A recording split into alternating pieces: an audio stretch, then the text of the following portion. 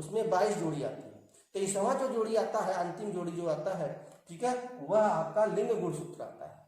तो 22 तक जो भी गुणसूत्रों में कमी आएगी, ठीक है, उसको हम बोलेंगे दैहिक गुणसूत्र। तो दैहिक गुणसूत्र की संख्या में परिवर्तन के आधार पर जो रोग होता है, उसमें पहला रोग है डाउन सिंड्रोम। और डाउन सिंड्रोम का कारण क्या है कि जो उसका 21वीं जोड़ी है, 21वीं जोड़ी में एकाधिक सूत्रता के कारण, अर्थात जो 21वीं जोड़ी वाला गुणसूत्र है, प्रत्येक जोड़ी में आपको बताया कि जो है 2 गुणसूत्र होते हैं। लेकिन डाउन सिंड्रोम में क्या होता है, जो 21वां जोड़ी होता है उसमें जो है 1 की वृद्धि हो जाती है, अर्थात जो 21वां जोड़ी है उसमें 2 गुणसूत्र होना चाहिए, लेकिन 2 न होकर कितना हो जाता है, 3 हो जाता है, 1 यहाँ वृद्धि हो जाती है। ठीक है, तो पूरा जो है टोटल गुणसूत्रों की संख्या कितनी हो जाएगी, गुणसूत्रों की संख्या 46 थी, 1 यहाँ पर बढ़ गया तो 46 से 1 कितना हो गया, 47, अर्थात गुणसूत्रों की संख्या में वृद्धि हो गई। जब गुणसूत्रों की संख्या में वृद्धि हो जाती है तो इसे ही हम डाउन सिंड्रोम रोग कहते हैं। बच्चों ध्यान रखिएगा, बोर्ड के एग्जाम में किस तरह से पूछता है, या नीट के एग्जाम में इससे संबंधित बहुत ही प्रश्न आते हैं। नीट के एग्जाम में, नीट का अगर आप जो है प्रश्न हल सॉल्व करेंगे, इस तरह के प्रश्न आपको जो है मिलेंगे। ठीक है, उसमें किस तरह के प्रश्न पूछते हैं, उसमें इसी तरह के प्रश्न पूछते हैं कि डाउन सिंड्रोम का जो कारण है किस जोड़ी में यह जो है कारण मिलता है। ठीक है, तो यह कारण याद रखिएगा कि डाउन सिंड्रोम किसके कारण होता है, डाउन सिंड्रोम 21 जोड़ी के एकाधिक सूत्रता के कारण होता है। जो 21 जोड़ी है उसमें गुणसूत्रों की संख्या में 1 वृद्धि हो जाती है, 2 की जगह 3 हो जाता है, और टोटल गुणसूत्रों की संख्या 47 हो जाती है, जिसके कारण जो है डाउन सिंड्रोम रोग होता है। डाउन सिंड्रोम रोग जिस व्यक्ति को हो जाता है उसका क्या लक्षण है, कैसे पहचानेंगे कि उसे डाउन सिंड्रोम रोग है, तो यहाँ लक्षण लिखा गया है। क्या होता है, उसका चेहरा, जिस व्यक्ति को डाउन सिंड्रोम रोग हो गया है, अर्थात जिसके गुणसूत्रों की संख्या 46 नौ के 47 हो गई है, ठीक है, 1 गुणसूत्र बढ़ गए हैं, किस जोड़ी में बढ़ा है, 21वीं जोड़ी में। जो 21वीं जोड़ी का गुणसूत्र है उसमें गुणसूत्रों की संख्या 2 न होकर 3 हो गई है, जिसके कारण यह डाउन सिंड्रोम रोग हुआ है।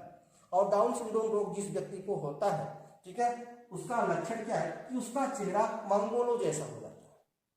ठीक है, माथा चौड़ा हो जाता है, गर्दन छोटी हो जाती है, और मानसिक रूप से विकसित अल्प विकसित हो जाता है, मानसिक रूप से अल्प विकसित हो जाता है, अल्प विकसित हो गया।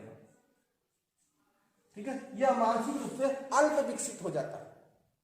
ठीक है, यह रोग होता है इसका डाउन सिंड्रोम का। चेहरा मंगोलों जैसा, जैसे चीन में जो व्यक्ति होते हैं उनका चेहरा अजीब सा जो है मंगोलों जैसा चेहरा दिखाई देता है। ठीक है, उसका सर बड़ा बड़ा दिखाई देता है। ठीक है, इस तरह के रोग होते हैं, चेहरा मंगोलों जैसा होता है, उसका जो है माथा चौड़ा हो जाता है, गर्दन छोटी हो जाती है, और मानसिक रूप से अल्प विकसित होता है, अर्थात उसका जो है दिमाग जो है वह सही ढंग से काम नहीं करता है। इस तरह का रोग व्यक्ति में हो जाता है, जिसे हम डाउन सिंड्रोम कहते हैं।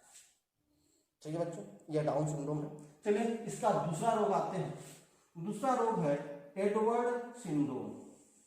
यह पहला रोग था डाउन सिंड्रोम। अब हम दूसरे रोग के विषय में चलते हैं। दूसरा रोग है एडवर्ड सिंड्रोम। इसका कारण क्या है, इसका कारण भी एकाधिक सूत्रता ही है, अर्थात 1 गुणसूत्रों की संख्या में वृद्धि हो जाने के कारण ही एडवर्ड सिंड्रोम होता है। लेकिन किस जोड़ी में, 18वें जोड़ी में। यह अंतर है, ध्यान रखिएगा। जो डाउन सिंड्रोम है इसमें भी एकाधिक सूत्रता के कारण यह रोग होता है, और एडवर्ड सिंड्रोम में भी एकाधिक सूत्रता के कारण होता है, माने 1 गुणसूत्रों की बढ़ जाने के कारण यह रोग होता है। लेकिन डाउन सिंड्रोम में 21वीं जोड़ी में, ठीक है, 1 गुणसूत्र बढ़ता है, और एडवर्ड सिंड्रोम में 18वें जोड़ी में 1 गुणसूत्र बढ़ जाते हैं, अर्थात 18वें जोड़ी में 2 गुणसूत्र होना चाहिए, और 2 न होकर 1 बढ़ जाता है, तो 2 की जगह 3 हो जाता है, और टोटल गुणसूत्रों की संख्या में 46, 1 बढ़ गया और यह हो गया 47, अर्थात 1 गुणसूत्रों की संख्या में बढ़ोतरी हो गई, जिसके कारण जो है यह एडवर्ड सिंड्रोम रोग होता है। अब इस रोग के लक्षण क्या है, यह रोग अगर किसी व्यक्ति को हो गया, ठीक है, तो क्या है, लगभग इनके जैसा ही सामान्य लगभग होता है, इसमें विकृत सिर, इनका सिर जो है अजीब टाइप की इनकी बनावट हो जाती है।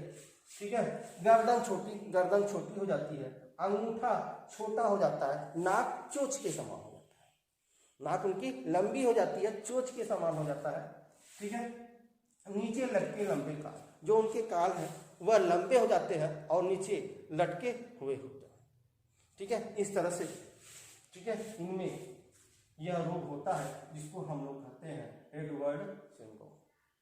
ठीक है बच्चों, तो हमने 2 रोग के विषय में देखा, क्योंकि वीडियो लंबा हो जाता है, और अगला जो है जो आपका रोग है, ठीक है, हम अगले वीडियो में